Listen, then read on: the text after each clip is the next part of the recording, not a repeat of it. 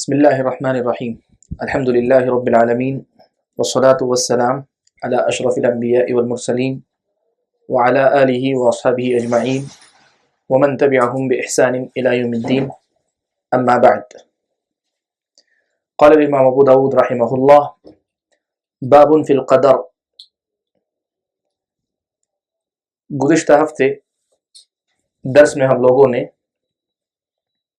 یہ باب شروع کیا تھا.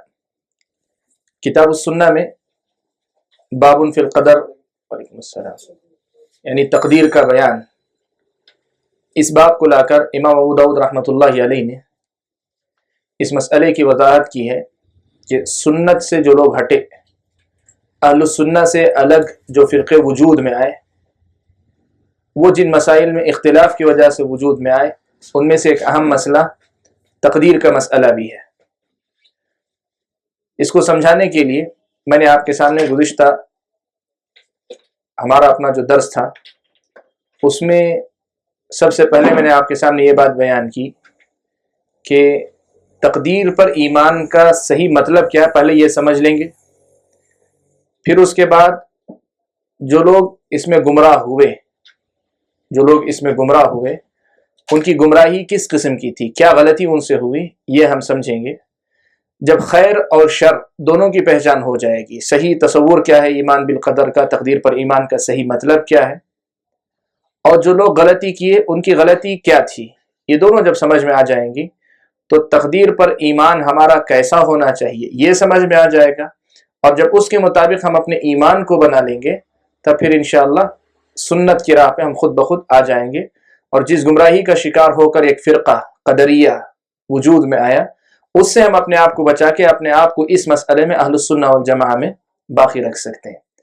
گزشتہ ہفتے میں نے جو باتیں بتائیں ان کا مختصر سا خلاصہ بس یہ تھا کہ اہل السنہ والجماعہ کے پاس تقدیر پر ایمان کا مطلب یہ ہے کہ ہم 4 بنیادی باتوں پر ایمان لائیں. سب سے پہلی بات علم، یعنی اللہ تعالیٰ کو ہر چیز کا، ہر بات کا علم ہے، جو ہوا، جو ہو رہا ہے اور جو ہونے والا ہے. دنیا میں اچھا برا جو کچھ ہوا یا ہونے والا ہے، آسمان و زمین کو پیدا کرنے سے پہلے ہمیشہ سے اللہ تعالیٰ کے علم میں ہے. دوسری چیز یہ تھی کہ اللہ تعالیٰ نے اپنے علم کے مطابق وہ باتیں لوح محفوظ میں لکھ کر رکھی ہیں آسمان و زمین کے پیدا کرنے سے 50,000 سال پہلے سے. تیسری بات یہ لکھی تھی، پڑھی تھی ہم نے، کہ یہ چیزیں اللہ تعالیٰ نے لکھی ہیں، پھر جب ان چیزوں کے واقع ہونے کا وقت آتا ہے اس وقت اللہ تعالیٰ کی مرضی بندے کی مرضی کے ساتھ شامل ہوتی ہے، تبھی وہ کام ہوتا ہے، ورنہ اللہ کی مرضی کے بغیر یہاں کچھ نہیں ہوتا. اللہ کی مشیت اور ارادہ کام کے وقت بھی.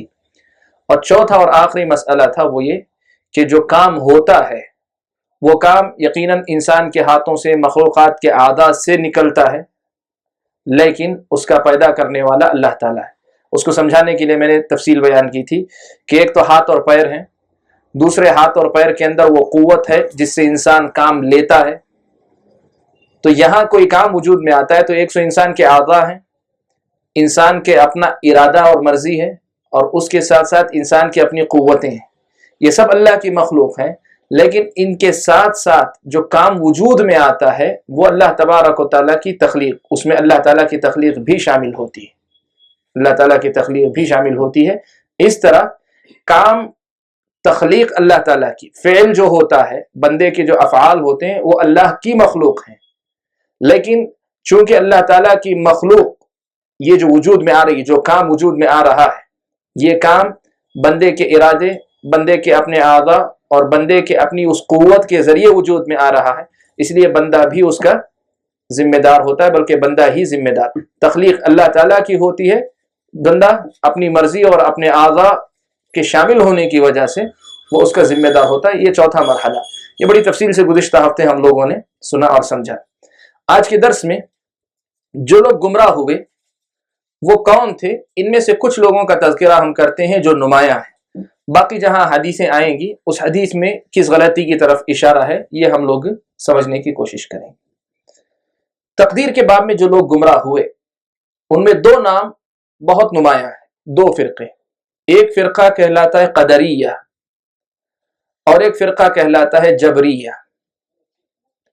قدریہ اور جبریہ یہ کون ہیں؟ تو اصل میں اس تقدیر کے مسئلے کو نہ سمجھنے کی وجہ سے، صحیح ڈھنگ سے جیسے صحابہ نے سمجھا تھا، نہیں سمجھنے کی وجہ سے اس میں کئی لوگ گمراہ ہوئے۔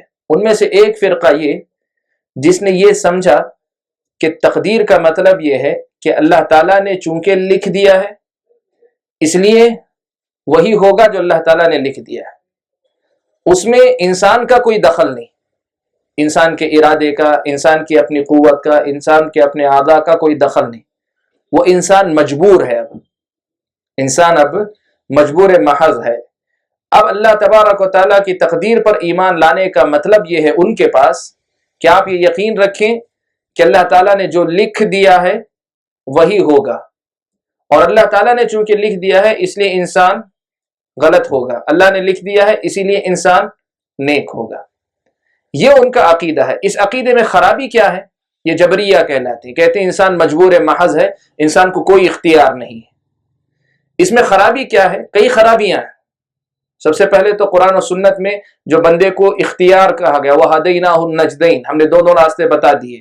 یہ اللہ تعالیٰ نے کئی جگہ جو مقام بتایا کہ ہم نے خیر و شر بتا دیا ہے، فَمَنْ شَاءَ فَلْيُؤْمِنْ وَمَنْ شَاءَ فَلْيَكْفُرْ، جو چاہے ایمان لائے جو چاہے کفر کرے۔ ایسی آیتوں کا انکار لازم آئے گا، لیکن سب سے بڑی جو خرابی لازم آئے گی وہ یہ کہ یہ اللہ تبارک و تعالیٰ پر الزام ہوگا۔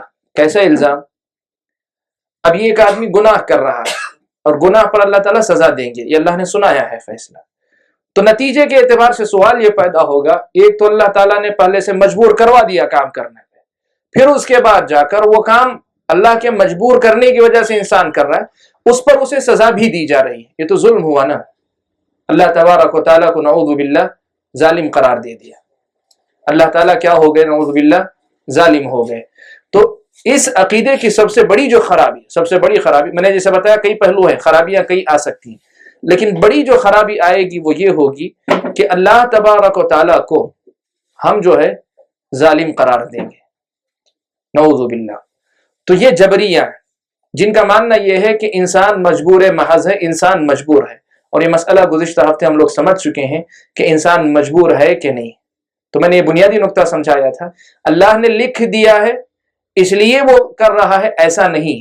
اصل میں اللہ تعالیٰ کو معلوم ہے پہلے سے کہ وہ ایسا کرنے والا ہے، اس لیے اللہ تعالیٰ نے لکھ کے رکھا ہے، ایک بات، اور ساتھ میں وہ بات بھی کہ ہاں کہیں اللہ تعالیٰ کے لکھنے کی وجہ سے بھی انسان گناہ کرتا ہے، لیکن وہ لکھا جانا اس کا ذمہ دار انسان کا اپنا عمل ہوتا ہے۔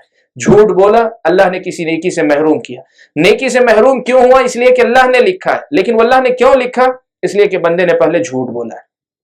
تو مسئلہ یہ ہے کہ جبریہ کا یہ جو عقیدہ ہے کہ اللہ نے لکھ دیا ہے اس لیے ہم گناہ کرتے ہیں، یہی تقدیر پر ایمان کا مطلب ہے، یہ غلط عقیدہ ہے۔ تقدیر پر ایمان کا یہ مطلب ہرگز نہیں ہے کہ انسان مجبور ہے، اسے کوئی اختیار نہیں ہے، ایسی کوئی بات نہیں۔ اس لیے کہ قرآن مجید میں اللہ نے بیان فرمایا، نبی اکرم صلی اللہ علیہ وسلم نے بیان فرمایا کہ انسان کو اختیار ہے، انسان کی مشیت ہے۔ جیسے میں پڑھا آیا تھا آپ کے سامنے، فَمَنْ شَاءَ فَلْيُؤْمِنْ وَمَنْ شَاءَ فَلْيَكْفُرْ، جو چاہے ایمان لائے جو چاہے کفر کرے۔ اگر مجبور والی بات ہوتی تو یہ کیوں کہتے اللہ کہ جو چاہے ایمان لائے جو چاہے کفر کرے؟ اور سب سے بڑا جیسے میں نے کہا نا کہ یہ الزام ہوگا اللہ تعالیٰ پر، اللہ تعالیٰ جو ہے ایک انسان کے حق میں لکھ دیں کہ یہ ہمیشہ کافر ہی رہے گا، اور قیامت کے دن یہ فیصلہ بھی سنائیں کہ ہمیشہ جہنم ہی میں جلتا رہے گا۔ جبریہ نے یہ مطلب سمجھا، یہ غلط مطلب ہے۔ حقیقت یہ ہے کہ یہ تصور تقدیر کے بارے میں غلط ہے۔ دوسری طرف کچھ لوگوں نے، جو دوسرا فرقہ قدریہ جن کو میں نے کہا، انہوں نے یہ کہا کہ اگر ہم یہ کہیں گے کہ اللہ تبارک و تعالیٰ کو پہلے سے معلوم ہے اور اللہ تعالیٰ نے لکھ دیا ہے، اللہ کی مشیت اور اس کی مرضی شامل ہوتی ہے، بلکہ وہ خود ان افعال کو پیدا کرتا ہے، تو یہ سوال پیدا ہوگا کہ دنیا میں کیا کیا ہوتا ہے، کتنی غلطیاں ہوتی ہیں، کتنے گناہ ہوتے ہیں، کتنے گندے کام ہوتے ہیں۔ کوئی آدمی جو ظالم ہوتا ہے، ظلم کرتا ہے، کمزوروں کو اس کے اوپر ظلم کرتا ہے۔ اگر ہم یہ کہیں گے اللہ تعالیٰ کو پہلے سے معلوم ہے، تو یہ لازم آئے گا کہ اللہ تعالیٰ کو معلوم ہے ظلم ہونے والا ہے، اللہ تعالیٰ روک نہیں رہے۔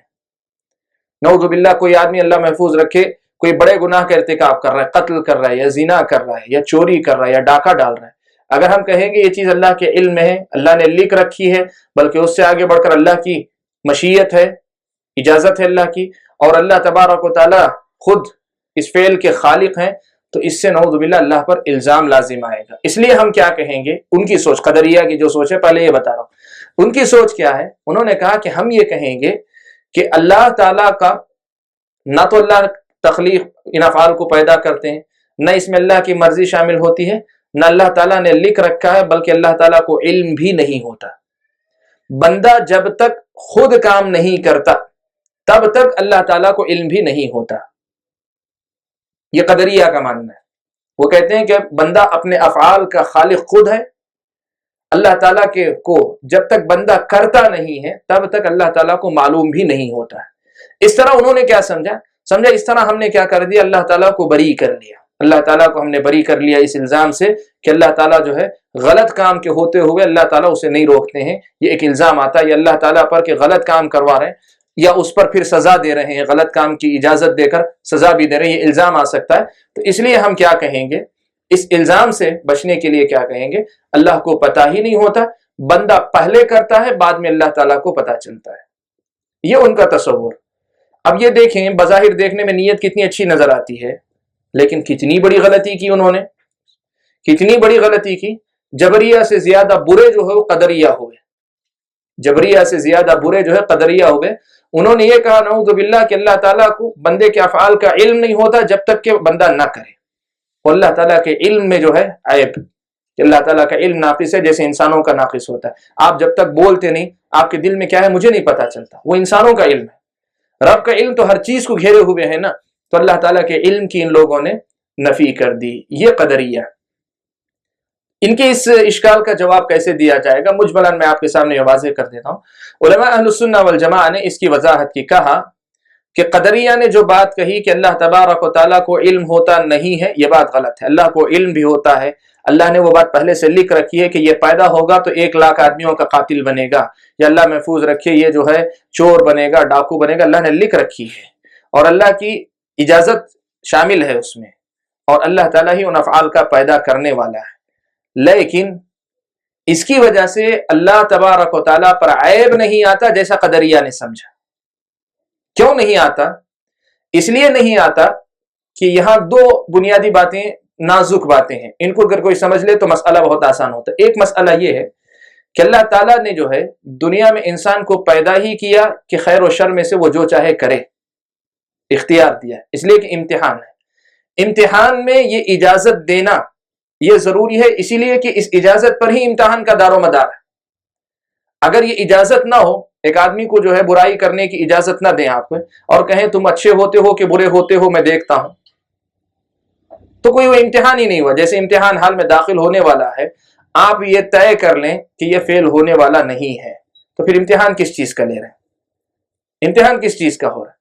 تو دنیا کے اندر جو مقصد اللہ تعالیٰ نے انسان کے پیدا کرنے کا بیان کیا ہے کہ لیبلوکم ایکم احسن عملا, تم میں عمل کے اعتبار سے کون اچھا ہے, اس امتحان کے لیے یہ ضروری ہے کہ انسان کو خیر و شر میں کسی چیز کے انتخاب کرنے کا اختیار دیا جائے. تو اللہ تعالیٰ نے کیا کیا ہے, خیر و شر دونوں دے دیے, دونوں میں اختیار کرنے کا یہ بھی, دونوں میں سے کسی ایک کو اختیار کرنے کی اجازت بھی دے دی. لیکن اللہ تبارک و تعالیٰ نے تنبیہ کر دی, قتل نہ کرو, زنا نہ کرو, چوری نہ کرو, ظلم نہ کرو, شرک نہ کرو, بدعتیں نہ کرو.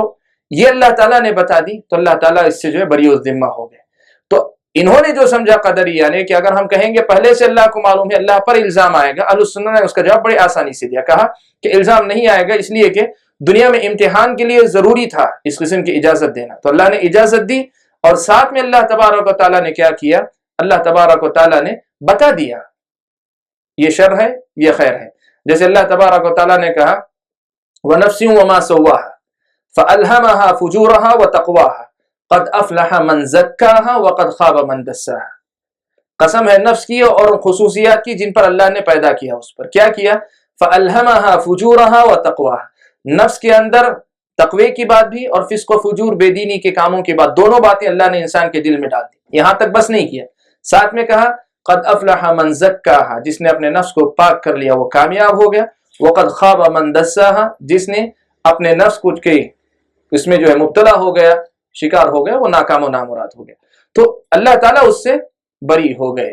لیکن اللہ تعالیٰ کے علم ہے, اللہ تعالیٰ نے لکھا ہے, اور اللہ تعالیٰ کی ہی اجازت سے ہوتا ہے اور اللہ تعالیٰ ہی کا جو ہے کہ تخلیق ہوتی ہے.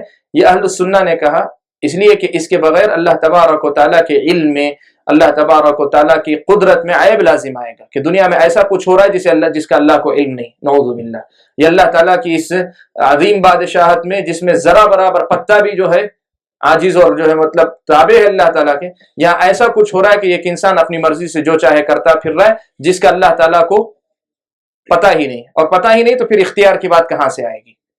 تو یہ جو ہے قدریہ کی بہت بڑی گمراہی تھی. تو ایک بات میں نے بتائی کہ ایک تو آپ اس نقطے پہ غور کر لیں گے تو سمجھ میں آ جائے گی کہ اللہ تعالیٰ نے اس امتحان کے لیے یہ ضروری ہے، یہ اجازت دینا ضروری تھا. اس لیے اللہ تبارک و تعالیٰ پر الزام عائد نہیں ہوتا. اللہ نے اجازت دے دی لیکن تنبیہ کر دی. اور دوسری بات یہ ہے کہ اللہ تعالیٰ نے جو ہے کہ مشیت جو ہوتی ہے، اللہ تعالیٰ کا جو ارادہ ہوتا ہے دو قسم کا ہوتا ہے. ایک ارادہ ہوتا ہے جس کو ارادہ کونیہ یا مشیت کونیہ کہتے ہیں، اور ایک ہوتی ہے مشیت شرعیہ. یعنی اللہ تبارک و تعالیٰ دنیا میں جو کچھ ہوتا ہے اللہ کی اجازت ہی سے ہوتا ہے، لیکن ہونے والا کام اگر اچھا ہو تو اجازت کے ساتھ اللہ کی رضامندی بھی ہوتی ہے اس میں، اور ہونے والا کام برا ہو تو اجازت ہوتی ہے اس میں اللہ کی رضامندی نہیں ہوتی ہے، اللہ تعالیٰ کی رضامندی نہیں ہوتی ہے. جب یہ مسئلہ طے ہے تو الزام اس وقت آتا اللہ تعالیٰ کی اجازت اور رضامندی دونوں ہوتی پھر بھی اللہ تعالیٰ سزا دیتے، تب وہ الزام اللہ تعالیٰ پر آتا. لیکن یہاں مسئلہ یہ ہے کہ امتحان کے لیے اجازت ضروری تھی، اجازت ہے لیکن اللہ کی مرضی اس میں، اللہ تعالیٰ کی خوشی اور اللہ تعالیٰ کی رضامندی اس میں شامل نہیں ہے، تو پھر اللہ تبارک و تعالیٰ اس کے ذمہ دار نہیں ہوں گے، یا اللہ تعالیٰ پر کسی قسم کا الزام نہیں آئے گا. یہ دو بڑے فرقے ہیں. اسی ضمن میں ایک مسئلہ آپ کو سمجھا دوں. قدریہ نے یہ بات کہی اس لیے کہ حدیث میں اس کا ذکر آ رہا ہے کہ اللہ کو علم نہیں ہوتا، اللہ تعالیٰ نے جو ہے لکھا بھی نہیں ہے، اللہ تعالیٰ کی مشیت یعنی ارادہ بھی، اللہ تعالیٰ کی مرضی بھی شامل نہیں ہوتی. اور آگے بڑھ کر یہاں تک کہا کہ اللہ تعالیٰ ان کو پیدا نہیں کرتے. پھر کون پیدا کرتا ہے؟ ان افعال کا خالق کون ہے؟ تو انہوں نے کہا کہ ہر انسان اپنے افعال کا خود خالق ہوتا ہے. ہر انسان اپنے افعال کا خود خالق ہوتا ہے. نتیجہ کیا ہو گیا؟ یہاں کائنات کا خالق ہمارا ایمان ہے ایک ہے اللہ تعالیٰ، لیکن یہاں کیا لازم آ رہا ہے؟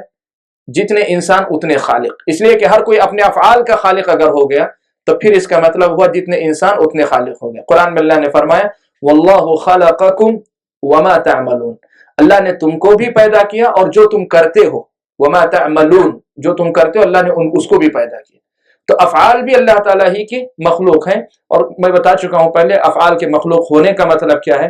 ایک تو ایک کام کے وجود میں آنے کے لیے انسان کے اعضاء ہیں، اعضاء کے اندر قوت ہے اور انسان کا ارادہ ہے. یہ تینوں کی تینوں چیزیں اللہ کی مخلوق ہیں، اور جب یہ تینوں چیزیں ملتی ہیں تو ان کے ساتھ جب فعل وجود میں آنے والا ہوتا ہے تو اللہ تعالیٰ کی تخلیق اس میں شامل ہوتی. اسی لیے کبھی ایسا ہوتا ہے کہ انسان کا ارادہ بھی ہوتا ہے، انسان کے اعضاء بھی صحیح سالم، انسان کے اعضاء میں قوت بھی ہے، لیکن پھر بھی فعل وجود میں نہیں آتا. کیوں؟ اللہ تعالیٰ کی تخلیق اس میں شامل نہیں ہوتی ہے. تو اللہ تعالیٰ افعال کا خالق ہے، لیکن قدریہ نے کیا کہا؟ اللہ کو پتہ ہی نہیں ہوتا تو اللہ تعالیٰ خالق کہاں سے ہوں گے؟ سوال ہوا پھر کون خالق ہے ان افعال کا؟ تو کہا بندے خود اپنے اعمال کے، اپنے افعال کے خالق ہیں. یہ جو مسئلہ ہے یہ جو بہت بڑی گمراہی. خالق ایک ہے، اللہ تعالیٰ ہے. دنیا میں ہر چیز کا، چاہے وہ حصی محسوس کی جانے والی دیکھی جانے والی چیز ہو یا جو مطلب سمجھی جانے والی چیز ہو، کوئی بات کوئی کام، سب چیزوں کا خالق اللہ تبارک و تعالیٰ ہے. یہ جو اہل سنہ والجماعہ کا عقیدہ ہے. اور آخری ایک اور مسئلہ گمراہی کے باب کا بتا دیتا ہوں کہ یہ جو میں نے بتایا کہ اللہ تعالیٰ کی مشیت کی دو قسمیں ہیں.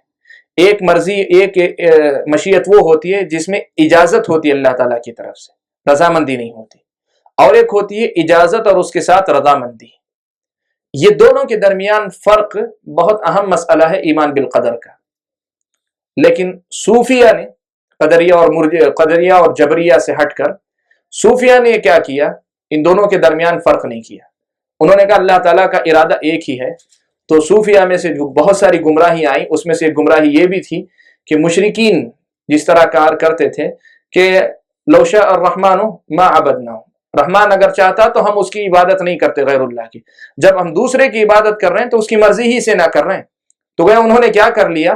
اپنے گناہ کے لیے تقدیر کو، اللہ کی مشیت کو ذمہ دار بنا لیا क्यों? इसलिए कि अल्लाह ताला की इजाजत और अल्लाह ताला की रजामंदी, इन दोनों को अलग नहीं किया, एक ही समझा जिसकी भी इजाजत अल्लाह देते हैं उससे अल्लाह राजी भी होते हैं। और उसके नतीजे में सूफिया के पास क्या है? काफिर का कुफ्र, मोमिन का ईमान, दोनों चीजें अल्लाह ताला के पास बराबर है। क्यों? इसलिए कि सब अल्लाह की मर्जी ही से ना हो रहे हैं। काफिर का कुफ्र और मोमिन का ईमान सब अल्लाह के पास बराबर है, इसलिए कि ये अल्लाह की मर्जी ही से दुनिया में जो भी होता है हो रहा है। ये सूफिया की गुमराहियों में से एक गुमराही थी, लेकिन मैं वजाहत कर चुका हूं इसकी कि इरादा और मशीयत दो तरह का होता है। एक वो जो सिर्फ इजाजत है, इसलिए कि वो दुनिया में इम्तिहान के लिए जरूरी है, लेकिन उसमें अल्लाह ने वजाहत कर दी है कि अल्लाह को पसंद नहीं है। और एक है जिसमें इजाजत और रजामंदी दोनों होती है, वो अल्लाह ताला के पसंदीदा आमाल हुआ करते हैं। तो मुख्तसर ये कहना चाहूंगा कि तकदीर पर ईमान के चार बुनियादी उसूल हमने समझे थे: इल्म, किताबत, मशीयत व इरादा और आखिर में तख्लीक। ये चार गुज़िश्ता हफ्ते हमने समझे थे कि अल्लाह ताला को हर चीज़ का इल्म है, अल्लाह ने लिख रखा है उन बातों को, अल्लाह ताला की मशीयत शामिल होती है तभी काम होता है, और फेल जो भी होता है उसका खालिक अल्लाह ही होता है। ये चार बातें। और दूसरी तरफ इस बाब में जो गुमराही आई, वो गुमराही कई तरह की है, उनमें से जो नुमायां है वो मैंने आपके सामने नकल की। एक तो जबरिया है, जो ये अकीदा रखते हैं कि इंसान को अल्लाह ताला ने मजबूर महज बनाया, इंसान मजबूर है। तकदीर का मतलब यह कि इंसान मजबूर है, लेकिन हमने ये समझा कि इंसान मजबूर नहीं है, इंसान को अल्लाह ने इजाजत दी है। हाँ, फर्क ये है, लिखने का मतलब यह है कि चूंकि अल्लाह ने इल्म की बुनियाद पर लिखा है, इल्म में गलती नहीं हो सकती तो किताबत में गलती नहीं हो सकती, इसलिए हम कहते हैं उसके खिलाफ नहीं हो सकता। ये मतलब नहीं है कि अल्लाह ने लिख दिया है इसलिए ये इंसान गलती कर रहा है, तफसील जैसे मैं वाज़ेह कर चुका हूं। दूसरा फिरका जो गुमराह है वो है कदरिया, जिनका मानना यह है कि तकदीर कोई चीज नहीं, यानी पहले से कोई चीज तयशुदा नहीं है, इंसान आजाद है एकदम, वो अपनी मर्जी से जो चाहे करता है। तो अल्लाह ताला को उसी वक्त पता चलता है जब इंसान कुछ करता है, वरना अल्लाह को इल्म भी नहीं होता, अल्लाह ने लिख कर भी नहीं रखा है, और अल्लाह ताला की मर्जी भी नहीं, अल्लाह ताला उनका खालिक भी नहीं है। अफ़आल के खालिक बंदे खुद हुआ करते हैं, ये उनकी गुमराही है। तीसरी बात जो मैंने आपके सामने नकल की, वो वाज़ेह तौर पे अगर आप देखना चाहेंगे तो सूफिया की बात बताया कि मशीयत की जो दो किस्में हैं, दो तरह के इरादे, इनमें उन्होंने फ़र्क नहीं किया। ये जो है, एक मशीयत जो सिर्फ इजाज़त होती है, और एक मशीयत जो इजाज़त के साथ साथ अल्लाह की रजामंदी वाली होती है, इन दोनों में फ़र्क नहीं किया। सही तरीका यह है कि इन दोनों में फ़र्क किया जाए, तो अच्छे काम अगर होते हैं उसमें अल्लाह की इजाज़त भी होती है, अल्लाह की रजामंदी भी होती है। बुरा काम, गलत काम होता है तो उसमें इजाज़त होती है, लेकिन अल्लाह ताला की रजामंदी उसमें शामिल नहीं होती। ये मुख्तसर सी बातें हैं, वरना ईमान बिल क़दर में और भी बारीकियां कई एक आएंगी, वो हम लोग जो है समझेंगे इंशाअल्लाह। अब इस तकदीर के मसले को आगे बढ़ाते हैं। एक और मसला रह गया है, वो इंशाअल्लाह हम लोग जो है अगले हफ्ते सुनेंगे, वो है तकदीर की किस्में। तकदीर अल्लाह ताला ने कितनी मरतबा लिखी या कितनी मरतबा लिखी जाती है, तकदीर बदलती है कि नहीं बदलती है, तो क्यों बदलती है, क्या बदलती है, ये सारी चीज़ें मैं अगले दर्स के अंदर या हदीस जब उस मुनासबत से आएगी तब वो मसला हम लोग समझने की कोशिश करेंगे। इस वजाहत के बाद, तकदीर के सिलसिले में इस मुख्तसर सी वजाहत के बाद, हम लोग इमाम अबू दाऊद रहमतुल्लाहि अलैहि ने वो हदीसें जो कदरिया और जबरिया, या जो लोग मशीयत के दरमियान फ़र्क नहीं करते, या अल्लाह ताला को खालिक नहीं मानकर बंदों को खुद अफ़आल का खालिक मानते हैं, उन पर रद्द करने और अहल सुन्ना वल जमाआ का सही मज़हब बताने के लिए जो अहादीस इमाम अबू दाऊद ने यहाँ नकल की हैं, उनको पढ़ते हैं और हम समझने की कोशिश करते हैं। सबसे पहले इमाम अबू दाऊद रहमतुल्लाहि अलैहि ने अपनी सनद से हज़रत अब्दुल्ला इब्न उमर रज़ियल्लाहु तआला अन्हुमा से नकल किया, अन नबी सल्लल्लाहु अलैहि वसल्लम क़ाल, अल्लाह के नबी सल्लल्लाहु अलैहि वसल्लम से रिवायत करते हुए कहते हैं कि अल क़दरिय्यतु मजूसु हादिहिल उम्मह, इन मरिदू फला तऊदूहुम व इन मातू फला तशहदूहुम। अब्दुल्ला इब्न उमर रज़ियल्लाहु तआला अन्हुमा कहते हैं कि रसूल अकरम सल्लल्लाहु अलैहि वसल्लम ने फरमाया कि कदरिया जो है अभी आए नहीं अल्लाह के नबी की जिंदगी में, लेकिन अल्लाह के नबी पेशन गोई कर रहे हैं कि अल कदरिया, तकदीर का इनकार करने वाले जो लोग होंगे वो इस उम्मत के मजूसी हैं, इस उम्मत के मजूसी हैं। मजूस कौन है? मजूसी जो है एक कौम का नाम है मजूस। इनका अकीदा क्या था? ये मानते थे कि दो खालिक हैं, एक जो है खैर का, अच्छाई का खालिक, اور ایک جو ہے برائی کا خالق، ایک اچھائی کا خالق، دوسرا برائی کا خالق. کہتے تھے یزداں اور اہرمن، یزداں اور اہرمن، یہ دو خالق کو مانتے تھے. کہتے اچھائی کا پیدا کرنے والا ایک ہے، برائی کا پیدا کرنے والا ایک ہے. تو قدریہ کو اس امت کا مجوسی کہا گیا. کیوں کہا گیا؟ اس لیے کہ قدریہ کہتے ہیں کہ اللہ تبارک و تعالیٰ کو بندوں کے افعال کا علم ہوتا ہی نہیں، بندہ خود اپنے افعال کا خالق ہوتا ہے. بندہ جب وہ فعل انجام دیتا ہے تب اللہ تعالیٰ کو پتہ چلتا ہے. تو اس کا مطلب یہ ہوا کہ اللہ تعالیٰ خالق ہے، اس کا انکار کیا. تو خود انسان کا خالق اللہ تعالیٰ ہے، اس کو مانتے ہیں، ایک خدا کو مانا انہوں نے. اب انسان کے افعال کا خالق کون ہے؟ تو انسان خود ہے.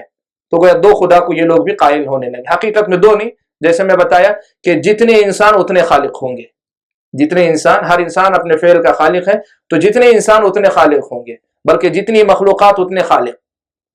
اس لیے کہ ہر مخلوق اپنے افعال کے خود اگر خالق ہو گئی تو پھر تو اتنے خالق ہو گئے پیدا کرنے والے. تو جس طرح مجوسی کہتے ہیں دو دو خدا ہیں، خیر کا ایک شر کا ایک، ویسے قدریہ بھی یہ کہتے ہیں کہ اللہ تعالیٰ بھی خالق ہے کہ ہم کو پیدا کیا ہے، اور پھر ہم بھی خالق ہیں کہ ہم اپنے افعال کو پیدا کرتے ہیں، تخلیق ہم کرتے ہیں اپنے افعال کی. اس مناسبت سے کہا گیا کہ اس امت کے مجوسی ہیں. قدریہ جو ہے اس امت کے مجوسی ہیں. آگے جملہ کا ان مریضو، اگر یہ قدریہ بیمار ہو جائیں، فلا تعودوہم، تم ان کی عیادت کے لیے نہ جاؤ. وَإِن مَاتُوا فَلَا تَشْهَدُوهُمْ، اگر یہ انتقال کر جائیں تو تم ان کے جنازے میں شرکت نہ کرو، تم ان کے جنازے میں شرکت نہ کرو. یہ مسئلہ کہ بیمار ہو تو عیادت نہ کریں، مر جائیں تو جنازے میں شہید نہ ہو، یہ اہل بدعت کے ساتھ تعامل کے اصول اور آداب میں سے کچھ مسائل. شریعت اسلامیہ میں جس طرح سنت پر چلنے بدعت سے بچنے کا حکم ہے، ویسے ہی اہل السنہ کے ساتھ معاملہ کرنے کے اصول اور اہل بدعت کے ساتھ معاملہ کرنے کے اصول متعین ہیں. سلف صالحین نے جو ہے نبی کی سنت کی روشنی میں، اللہ تعالیٰ کے قرآن کی روشنی میں وہ اصول اور ضوابط متعین کیے، اپنی عملی زندگی میں انہوں نے اپنائے. انہی میں سے ایک اصول یہ بھی ہے. تفصیل ہے اس مسئلے میں، یہ خود ایک مستقل مسئلہ ہے کہ اہل بدعت کے ساتھ معاملہ کیسا کریں گے. مجملاً آپ کو یہ بات بتا دیتا ہوں کہ اس میں کئی پہلو دیکھے جاتے ہیں. سب سے پہلے تو بدعت کی نوعیت کیا ہے، یہ بدعت کفر کے درجے کی ہے یا کفر سے کمتر درجے کی ہے، ایک.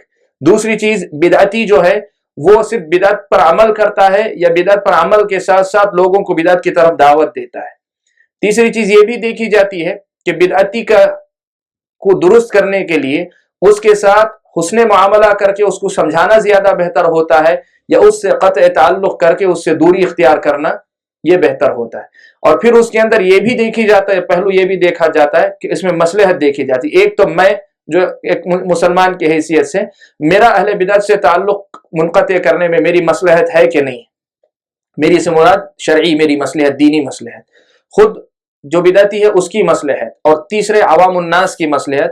یہ سب پہلو دیکھ کر اسے طے کیا جاتا ہے. علماء اہل سنہ والجماعہ کے پاس اہل بدعت کے ساتھ تعامل کے اپنے اصول ہیں، ان کی روشنی میں مسائل جو طے کیے جائیں گے.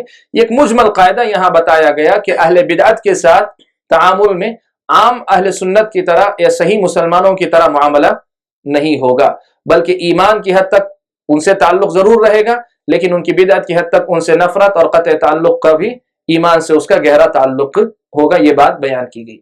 ویسے ایک مسئلہ آپ کو بتا دیتا ہوں کہ قدریہ کا حکم کیا ہے شریعت میں. تو اہل علم نے یہ بات نقل کی کہ جو یہ کہتے ہیں کہ اللہ تعالیٰ کو سرے سے علم ہی نہیں ہوتا، اس لیے کہ قدریہ میں پورے قدریہ یہی نہیں کہتے کہ اللہ تعالیٰ کو علم نہیں ہوتا.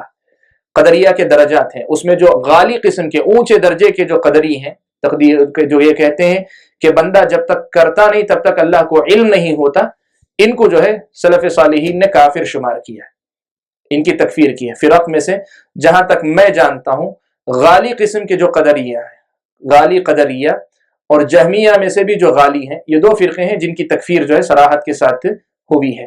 ان کے علاوہ رافضہ کی تکفیر کے سلسلے میں اختلاف ہے، بعض اہل علم نے کی ہے، بعض نے نہیں کی ہے. خوارج کی تکفیر کے سلسلے میں بھی اختلاف رہا ہے. اتنی بات جانتا. لیکن یہ دو فرقے غالی قسم کے قدریہ اور غالی قسم کے جو جہمیہ ہیں، ان کی تکفیر جو ہے سلف صالحین سے وارد ہے. واللہ تعالی اعلم بالصواب. تو اگر یہاں غالی قسم کے قدریہ مراد ہوں گے، غالی قسم کے قدریہ مراد ہوں گے، جو اللہ کے علم ہی کی نفی کر دیتے ہیں، اللہ کو پتہ نہیں چلتا جب تک بندہ کرتا نہیں ہے تب تو وہ کافر ہیں، تو وہ مر جائیں تو ان کی عیادت، بیمار ہو جائیں تو عیادت کے لیے نہ جاؤ، انتقال کر جائیں تو ان کے جنازے میں شریک نہ رہو۔ یہ مسئلہ بہت ہی وضاحت کے ساتھ اس صورت میں سمجھ میں آتا ہے۔ تو یہاں جو مسئلہ ہم کو سمجھنا تھا وہ بس وہ بنیادی نقطہ تھا کہ قدریہ اس امت کے مجوسی ہیں، تو کیوں ہیں؟ کیوں کہا مجوسی؟ اس لیے کہ جس طرح مجوسی دو خدا کے قائل ہیں، ویسے قدریہ بھی یہ کہتے ہیں کہ اللہ ہمارے خالق ہیں، لیکن افعال ہم اپنے افعال کے خود خالق ہیں، یا انسان اپنے افعال کا خود خالق ہوا کرتا ہے۔ یہ حدیث ہے، اس حدیث کے صحیح ہونے یا ضعیف ہونے کے سلسلے میں اختلاف ہے اہل علم کے درمیان۔ کئی اہل علم نے اس کو سندن ضعیف بتایا ہے، اس روایت کو۔ شیخ البانی رحمہ اللہ نے اسے جو ہے متعدد طرق کی وجہ سے حسن درجے تک پہنچایا۔ مختلف ہے، کئی اہل علم ضعیف ہی مانتے ہیں اس کو، ضعیف ہوگی تو کوئی اللہ کے نبی سے یہ مسئلہ، یہ بات ثابت نہیں ہوگی۔ شیخ البانی رحمہ اللہ نے اسے حسن درجے تک پہنچایا، کہا یہ حدیث حسن ہے، واللہ اعلم بالصواب۔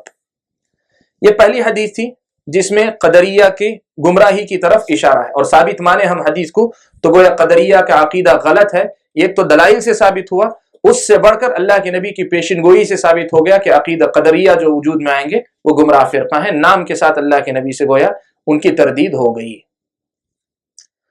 اس کے بعد امام ابو داؤد رحمۃ اللہ علیہ نے دوسری حدیث نقل کی ہے حضرت حذیفہ سے، کہتے ہیں قال رسول اللہ صلی اللہ علیہ وسلم لِكُلِّ أُمَّةٍ مَجُوسٌ وَمَجُوسُ هَذِهِ الْأُمَّةِ الَّذِينَ يَقُولُونَ لَا قَدَرَ مَنْ مَاتَ مِنْهُمْ فَلَا تَشْهَدُوا جَنَازَتَهُ وَمَنْ مَرِضَ مِنْهُمْ فَلَا تَعُودُوهُمْ وَهُمْ شِيعَةُ الدَّجَّالِ وَحَقٌّ عَلَى اللَّهِ أَنْ يُلْحِقَهُمْ بِالدَّجَّالِ۔ حذیفہ بن یمان رضی اللہ تعالیٰ عنہ کہتے ہیں کہ رسول اکرم صلی اللہ علیہ وسلم نے فرمایا کہ ہر امت میں مجوسی ہوتے ہیں، یعنی ایک سے زائد خداؤں کے خالق ہوتے ہیں۔ وَمَجُوسُ هَذِهِ الْأُمَّةِ الَّذِينَ يَقُولُونَ لَا قَدَرَ، اس امت کے مجوسی وہ لوگ ہیں جو یہ کہتے ہیں کہ تقدیر پہلے سے لکھی ہوئی نہیں ہوتی۔ وہی القدریۃ مجوس هذه الامہ جو ہے اسی کو دوسرے الفاظ میں کہا، جو یہ کہتے ہیں کہ تقدیر پہلے سے لکھی نہیں ہوتی، بندہ کرتا ہے تبھی اللہ کو پتہ چلتا ہے۔ مَن مَاتَ مِنْهُمْ فَلَا تَعُودُوهُمْ، ان میں سے جو فَلَا تَشْهَدُوا جَنَازَتَهُ، جو انتقال کر جائے اس کے جنازے میں تم شرکت نہ کرو۔ وَمَن مَرِضَ مِنْهُمْ فَلَا تَعُودُوهُمْ، ان میں سے جو بیمار ہو جائے تم اس کی عیادت کے لیے نہ جاؤ۔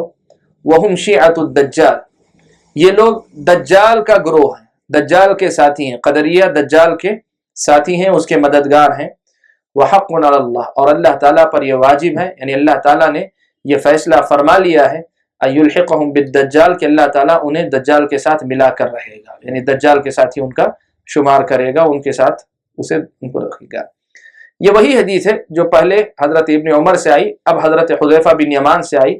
اس حدیث کی سند بھی ضعیف ہے، اور جیسے میں پہلے ہی بتا چکا کہ شیخ البانی رحمہ اللہ نے متعدد طرق کی وجہ سے، یعنی کئی سندوں سے آنے کی وجہ سے اسے حسن درجے تک پہنچایا ہے۔ یہ وہی بات ہے جو پہلے حدیث میں آئی ہے تقدیر کے مسئلے میں۔ حدیث کی یعنی اس باب کی تیسری حدیث ایسی ہے جس کو امام ابو داؤد رحمۃ اللہ علیہ اپنی سند سے حضرت ابو موسیٰ اشعری رضی اللہ تعالیٰ عنہ سے روایت فرماتے ہیں کہ قال رسول اللہ صلی اللہ علیہ وسلم، کہ رسول اکرم صلی اللہ علیہ وسلم نے فرمایا ان اللہ خلق آدم من قبضة قبضها من جميع الارض فجاء بنو آدم على قدر الارض جاء منهم الاحمر والابيض والاسود وبين ذلك والسهل والحزن والخبيث والطيب زاد في حديث يحيى وبين ذلك والاخبار في حديث يزيد۔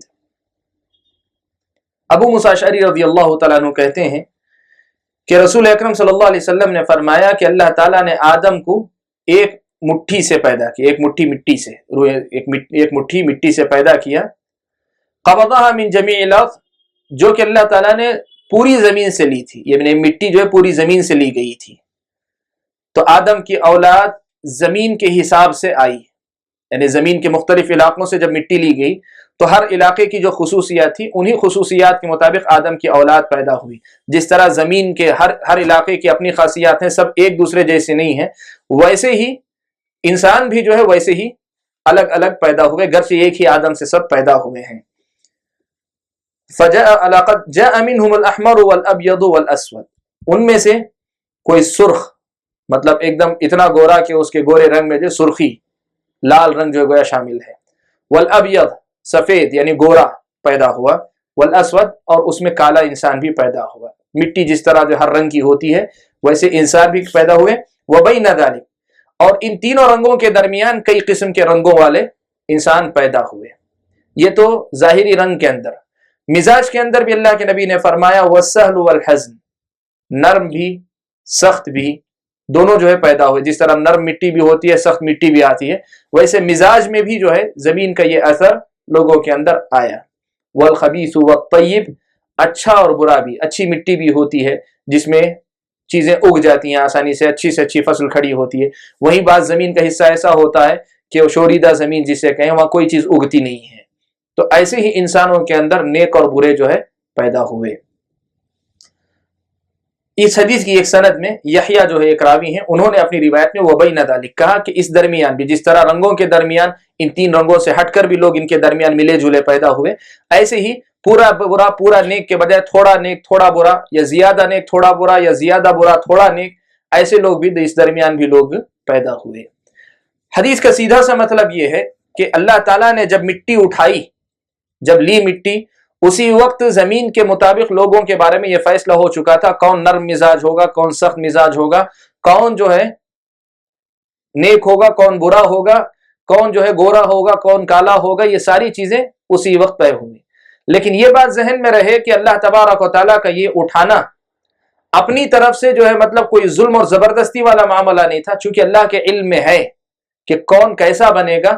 اللہ تعالیٰ نے جب زمین سے مٹی اٹھائی تو اس کے اپنے اپنے مزاج جو بننے والا ہے اس مزاج کے مطابق اللہ تعالیٰ نے اس مٹی سے پیدا کیا۔ کوئی آدمی اپنی زندگی میں بہت سخت مزاج بننے والا تھا تو اللہ تعالیٰ نے سخت مزاج سے ہی اس کی تخلیق کا فیصلہ فرمایا۔ لیکن یہ طے ہے کہ جس دن اللہ تعالیٰ نے مٹی اٹھائی اسی دن یہ طے تھا کہ یہ انسان کیا بننے والا ہے۔ لیکن یہ طے جو تھا وہ اللہ تبارک و تعالیٰ کی طرف سے زبردستی اور جبر نہیں تھا، وہ اللہ تعالیٰ کے علم پر مبنی، اللہ کو معلوم ہے کہ کون کیسا بننے والا ہے، اس بنیاد پہ اللہ تعالیٰ نے ان کی تخلیق فرمائی ہے۔ یہ امام ابو داؤد رحمۃ اللہ علیہ نے لائی۔ اس سے واضح طور پہ یہ بات معلوم ہوتی ہے کہ تقدیر میں پہلے ہی سے فیصلے جو ہے اللہ تعالیٰ کے ہیں، اللہ تعالیٰ کے فیصلے انسان کی تخلیق سے پہلے سے ہیں، اسی لیے کوئی گورا کوئی کالا یہ ساری چیزیں پہلے ہی سے اللہ تعالیٰ نے لکھ رکھی ہیں۔ اسی لیے بسا اوقات آپ دیکھیں گے کہ ایک شریف انسان، شریف مرد اور شریف عورت سے جن سے کوئی برائی نہیں ہوتی، ایسے بچے ہوتے ہیں نہ جو باپ سے مشابہت رکھتے ہیں، نہ ماں سے رکھتے ہیں، رنگ میں، نہ شکل میں، نہ قد میں، جسم کی بناوٹ میں، کسی چیز میں مشابہت۔ یہ اللہ تعالیٰ کے فیصلے ہیں، اللہ تعالیٰ کے فیصلے ہیں۔ بالکل ایسے ہی مزاج میں بھی آپ دیکھیں گے، ماں باپ جو ہے انتہا درجے کے اللہ محفوظ رکھیں برے ہوں گے، لیکن اللہ تعالیٰ بالکل نیک اولاد بنا دیتا ہے، یا ماں باپ انتہا درجے کے نیک ہوں گے اولاد بالکل بری ہوتی۔ یہ سارے اللہ تعالیٰ کے فیصلے ہیں جو اللہ تعالیٰ نے پہلے ہی سے کر کے رکھے۔ یہ اللہ تعالیٰ کے کمال قدرت پہ دلالت کرتے ہیں کہ وہ ذات کیسی ہوگی جسے ذرے ذرے کے بارے میں جو ہے پورا علم ہے، اور اس نے جو اپنے علم کے مطابق لکھ دیا ہے اس کے خلاف کچھ ہوتا بھی نہیں۔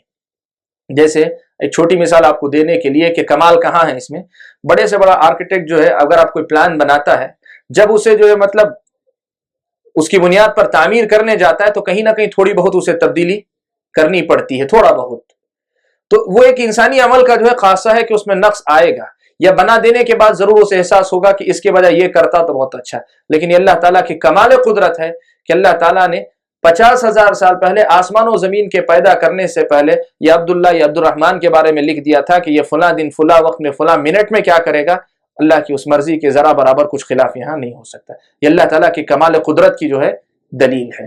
اس لیے جو ہے تقدیر کے مسئلے کو اسلامی شریعت میں اتنی اہمیت دی گئی، ورنہ بس اوقات سمجھ میں آتا ہے نا کہ کیا ضرورت ہے، ایمان بالقدر کا مسئلہ کیوں اتنا اہم ہے۔ اس سے اللہ تعالیٰ کی پہچان ہوتی ہے۔ اسی لیے بہت سے اہل علم نے ایمان بالقدر کو ربوبیت کا حصہ مانا۔ ربوبیت جس سے اللہ کی پہچان ہوتی ہے، کا تقدیر حقیقت میں اللہ تعالیٰ کی ربوبیت کا ایک حصہ ہے۔ جی ہاں، اور امام احمد سے یہ بات منقول ہے کہ امام احمد کہا کرتے تھے کہ تقدیر جو ہے یہ اللہ تعالیٰ کا راز ہے، مخلوقات میں اللہ تعالیٰ کا راز ہے، جو کھل کر دنیا کے سامنے آتا ہے تو حقیقت واضح ہوتی ہے، ورنہ اللہ تعالیٰ کو جو ساری حقائق کا پہلے سے علم ہوتا ہے۔ تو واللہ تعالیٰ عالم، آج کے اس درس میں میرے خیال میں ہم ان 3 حدیثوں پہ بس کرتے ہیں۔ اس سے یہ بات سمجھ میں آئی کہ شریعت اسلامیہ یہ بات بتاتی ہے کہ تقدیر کا مسئلہ، تقدیر کا انکار کرنا قدریہ کی جو گمراہی ہے، جو یہ کہتے ہیں کہ تقدیر پہلے سے لکھی نہیں ہوتی، بندے کے کرنے کے بعد ہی پتہ چلتا ہے اور بندہ خود اپنے افعال کا خالق ہوتا ہے، یہ غلط عقیدہ ہے۔ یہ 3 حدیثیں ہمارے سامنے آئیں، اس سے سمجھ میں آئی۔ یہ تیسری حدیث صحیح حدیث ہے، تیسری حدیث یہ صحیح حدیث ہے۔ تو واللہ تعالی اعلم، وسبحانک اللہم وبحمدک، اشہد ان لا الہ الا انت، استغفرک واتوب الیک۔ قدر کے سلسلے میں کیا یہ مطلب فہم صحیح ہے کہ ہم سمجھیں کہ جو انسان کے اعمال ہیں وہ مطلب اللہ کی طرف سے جبر نہیں ہے، انسان خود کرتا ہے اور اللہ کے پاس اس کا علم تھا، لیکن جو دیگر معاملات ہیں جو بھی ہوتے ہیں کائنات میں، تو اس کے بارے میں مطلب کیا عقیدہ ہے کہ اللہ ہی کے مطلب انسان کے اعمال ہی کی بات نہیں، دنیا میں جو بھی ہوتا ہے، دیکھیں مخلوقات اللہ تعالیٰ کی 2 طرح کی ہیں۔ ایک مخلوق وہ ہے جو جسے اللہ تعالیٰ نے اختیار دیا، خیر و شر کی تمیز دی، جو مکلف ہے، انسان اور جن، یہ 2 مخلوقات ہیں۔ ان کے سلسلے میں جو ہے مسئلہ پیدا ہوتا ہے، اس لیے کہ وہ جو بھی برائی کرتے ہیں اس میں ان کو سزا وغیرہ دی جاتی ہے۔ اس میں تو یہ مخلوقات ہوں یا ان سے ہٹ کر دوسری کوئی بھی مخلوقات ہوں، مکلف مخلوقات ہوں یا غیر مکلف مخلوقات ہوں، جو بھی ہوں گی، اس میں یہ چیز ذہن میں رکھنی چاہیے آپ کو کہ دنیا میں جو بھی ہوتا ہے سب اللہ تبارک و تعالیٰ کی جو ہے علم، اس کی مرضی اور اس کی اس سے، بلکہ اللہ تعالیٰ ہی ان کا خالق ہوا کرتا ہے۔ تو سب چیزوں کے بارے میں یہ عقیدہ رکھیں گے، چاہے وہ انسان ہو، جیسے آپ پوچھ رہے ہیں کہ انسان جو مکلف ہے وہ، یا وہ جو مکلف نہیں ہے، جیسے جانور۔ اب جانوروں میں بھی معلوم ہے بعض جانور جو ہے مطلب ذرا ضدی قسم کے ہوتے ہیں، اپنے ریوڑ کے دوسرے جانوروں کو ستاتے ہیں، تکلیف دیتے ہیں، یہ اللہ تعالیٰ کی مخلوق ہیں اور ان کے یہ افعال بھی اللہ تعالیٰ کی مخلوق ہیں۔ حکمت کیا ہے؟ ہاں، یہ ایک بہت بڑا مسئلہ کہ اللہ تعالیٰ کی تخلیق ہے، لیکن یہ بات ضرور ہے کہ اللہ تعالیٰ کی تخلیق میں سے ہر کام حکمت پر مبنی ہوتا ہے۔ اب وہ حکمت کیا ہے، کبھی ہماری سمجھ میں آتی ہے اور اکثر ہماری سمجھ میں نہیں آتی ہے۔ تو انسان مکلف ہے، اس کی حکمت ہم سمجھتے ہیں کہ اللہ تعالیٰ جو ہے مطلب کیوں اس کو اختیار دے رہے ہیں، کیوں اس کے بارے میں فیصلہ کر رہے ہیں، کیوں اجازت دے رہے ہیں، کیوں رضامندی شامل ہے نہیں ہے، جو بھی باتیں اس کی حکمت ہمیں سمجھ میں آتی ہے۔ لیکن دنیا میں بہت سے معاملات ہوتے ہیں، کوئی جانور دوسرے جانور پہ کیوں ظلم کرتا ہے، اللہ بہتر جانے، اللہ کی حکمت۔ لیکن یہ ضرور ہے کہ جو بھی ہوتا ہے اللہ کے علم، اس کی مرضی اور اس کی اجازت، بلکہ جو ہے اس کی اپنی تخلیق ہوتی ہے اللہ تعالیٰ کی، انسان کی اپنی قوتوں وغیرہ کے ساتھ اللہ کی تخلیقی ہوتی ہے۔ بس یہ ہے کہ ہم یہ کہیں گے کہ حکمت کہیں سمجھ میں آتی ہے، جیسے انسان کے افعال و اعمال میں ہے، کہیں ہماری سمجھ میں نہیں آتی، لیکن ہمارا ایمان ہوگا کہ ہر چیز اللہ تعالیٰ کے علم میں ہے۔ واللہ اعلم۔ وہی نقطہ پوچھنا چاہ رہے تھے آپ تو؟ کوئی انسان اگر گناہ کرتا ہے تو مطلب وہ تقدیر سے مطلب بہانہ نہیں لے سکتا جی، لیکن اگر کچھ حادثہ اس سے ہوتا ہے تو مطلب سمجھ نہیں آیا کہ وہ کہیں کہ قدر اللہ ما شاء، جی، تو ادھر مطلب فرق نظر آتا ہے۔ اہل علم نے جو ہے مطلب اس کا ایک طریقہ بتایا کہ ایک تو جو ہے معائب ہوتے ہیں، عیب ہماری کمزوریاں، اور ایک ہوتے ہیں مصائب، یعنی جو نتیجہ، جو انجام ہمارے سامنے آتا ہے۔ اہل علم نے یہ کہا کہ اگر عیب اگر ہوتا ہے تو عیب پر قدر سے جو ہے لا یستدل علی المعائب ویستدل به علی المصائب، مصیبت اگر پہنچتی ہے تو اس پہ استدلال کریں گے اللہ نے لکھا تھا اسی لیے ہوا، اس لیے کہ ایمان بالقدر کا ایک حصہ یہ بھی ہے کہ اللہ تعالیٰ کے فیصلے سے راضی رہا جائے، اللہ تعالیٰ کے فیصلے سے راضی رہا جائے۔ تو معائب پر جو ہے استدلال کرنے سے اس لیے روکا جاتا ہے کہ معائب میں جو ہے اللہ تعالیٰ کے دیے ہوئے اختیار کی نفی ہوتی ہے۔ اگر آپ اپنی گناہ کے لیے کہتے ہیں اللہ نے لکھا اس لیے میں کر رہا ہوں، تو اس میں اللہ تعالیٰ کے دیے ہوئے اختیار کی نفی ہوتی ہے۔ اور مصائب میں اس لیے استدلال کی اجازت دی جاتی ہے، بلکہ حکم دیا جاتا ہے، اس لیے کہ اس میں اللہ تبارک و تعالیٰ کی معرفت اور اللہ تبارک و تعالیٰ کے کمال قدرت کا اعتراف ہے کہ وما تشاءون الا ان یشاء اللہ رب العالمین، کہ تمہاری مشیت اللہ کی مشیت کے تابع ہوتی ہے۔ اس لیے کہا جاتا ہے کہ مصائب میں استدلال کر سکتے ہیں، عیوب یا معائب اپنی کمزوریوں پر تقدیر کو دلیل نہیں بنا سکتے ہیں۔ جی، اللہ اعلم۔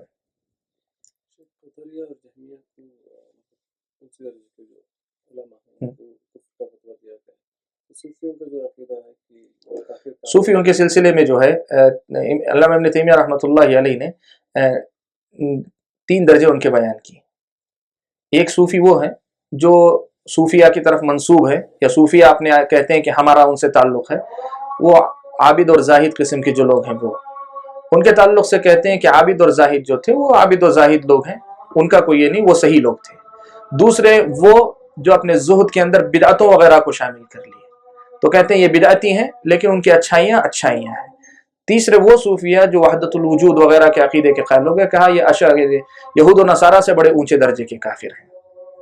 تو یہ جو ہے مطلب صوفیہ کے اندر بھی یہ چیز آئی ہے، لیکن صراحت کے ساتھ فرقے کا نام لے کر جو سلف میں سے خاص طور پر ابن تیمیہ تو بات کی نہ ہے، تو ابتدائی دور میں جو بڑے فرقے وجود میں خوارج ہیں، شیعہ ہیں، یہ ان کے اس دور کی بات کر رہا ہوں۔ سلف سے مراد جو ہے جو 3 صدیاں ابتدائی دور کی گزری ہیں، ان کے زمانے میں ان فرقوں سے متعلق صراحت کے ساتھ یہ باتیں منقول ہیں۔ واللہ اعلم بالصواب۔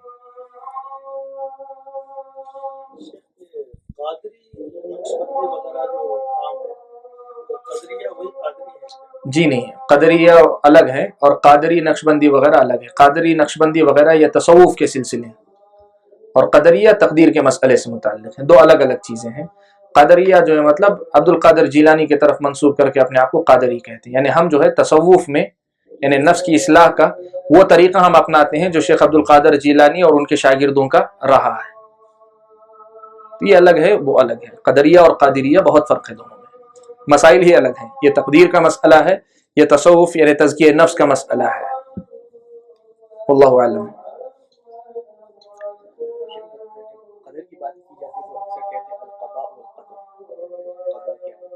کل انشاءاللہ اگلے درس کے اندر پوچھ لیں گے۔